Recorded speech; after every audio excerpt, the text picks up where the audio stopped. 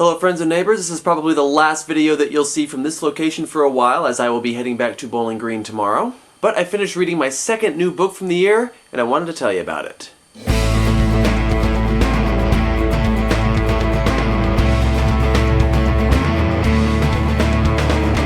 So today I'm going to be reviewing this book, Storyteller by Patricia, Reilly, Giff, or Giff. This is a rather mediocre attempt at historical fiction. The story alternates between two characters. From the 21st century, we have Elizabeth, a young, accident-prone, clumsy, forgetful girl. She lives alone with her father, an artist who does carvings, and he needs to go to Australia to sell some of these carvings. But he can't afford to take her with him, and so he sends her off to live for a few weeks with her Aunt Libby, who she barely knows.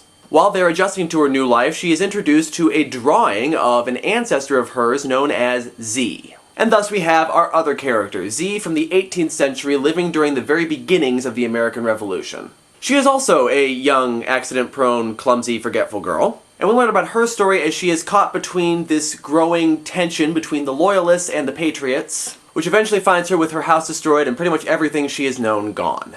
So we basically have two stories going on here, and the 18th century story at least is actually pretty good. I really feel invested in the character of Z, and it really shows us the courage that she shows in traveling all this way and in essentially fighting in the American Revolution. And what's nice about this section is that the author doesn't shy away from the uglier aspects of war. It's actually pretty gritty and realistic, which is nice to see from a children's historical fiction novel. The 21st century aspect of the story, not so much. I understand what she's trying to do. She's trying to give us a vehicle to tell the 18th century story with, and she's trying to bring this message home of stories being important in history. But it's just not thought out that well. The pacing is off, I didn't feel invested in the main character, the motivations are all over the place. I mean, it's a nice idea, but it just wasn't executed very well. And even in the 18th century section, the dialogue is pretty uninspired, and I didn't really get a sense of the atmosphere that you usually get when reading really good historical fiction. It kind of reminded me of an episode of Wishbone. You know, where events in the real lives of these characters will segue into scenes from literature.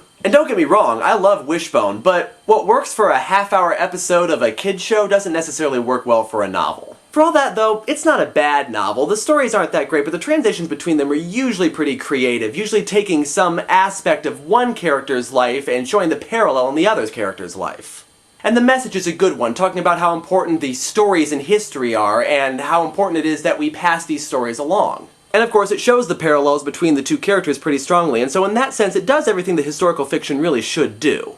And for a children's novel it works pretty well, but it doesn't work quite as well for adults, and to be honest, even for kids, it's kind of forgettable in the face of other better novels. So on the worth meter, I'm giving this one a worth borrowing. If you see it in the library, go ahead, check it out, give it a read, and then return it.